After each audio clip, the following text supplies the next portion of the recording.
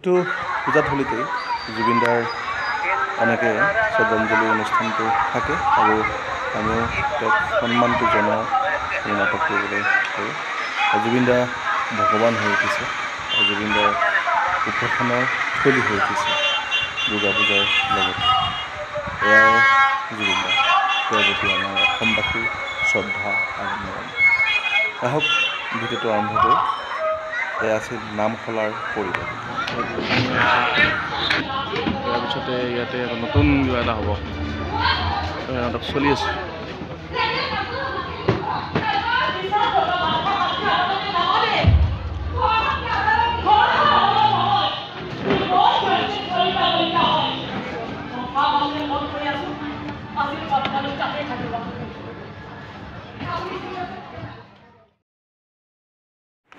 নমস্কাৰ, মই মনোজে আপোনালোকক আজি এটা ভিডিঅ' লৈ স্বাগতম জনাইছোঁ। আচলতে মই ইমান দিনে ভিডিঅ' দিব পৰাকৈ সাহস নাছিল। জুবিনদা ঢুকোৱাৰ পিছত বহুত দুখত আছিলোঁ, তথাপিও ভাবিলোঁ নাটক যিহেতু কৰিব লাগিব আৰু আমি নাটক কৰি খোৱা মানুহ। বহুতে হয়তো কমেণ্টত লিখিব যে নাটক বন্ধ কৰক, কিন্তু আমাৰ এইটোৱেই সংস্থাপন। আমি নাটক নকৰাকৈ আমি ঘৰখন পুহিম কেনেকৈ, জীৱন চলাম কেনেকৈ, গতিকে আমি নাটকো কৰিব লাগিব আৰু জুবিনদাৰ হকে মাতো মাতিব লাগিব। আহক আমি ভিডিঅ'টো চাওঁ। আমি শাহপুৰ, বেলচৰ আৰু বিভিন্ন পূজা লগতে বিভিন্ন পৰিৱেশ। আহক ভিডিঅ'টো আৰম্ভ কৰোঁ। ধন্যবাদ।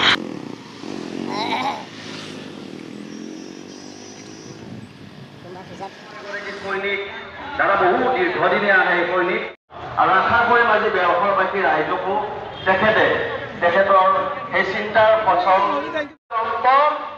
কি আমি পুনৰ আমাৰ বেলচৰত সকলো শিল্পীকে গামোচা পিন্ধি সন্মান দিলে আৰু বেলচৰবাসীয়ে জুবিনদাকতো পাহৰিব নোৱাৰোঁ। সকলোৱে সমস্বৰে একেলগে দৰ্শক আৰু আমি মায়াবিনী গীতটি গালোঁ। মায়াবিনী গীতটি দিলে। কি ক'ব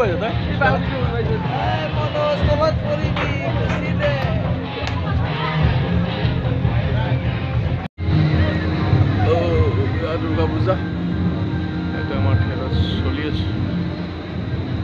জুবিনদাৰ বাবে সকলোবোৰ সেমেকা।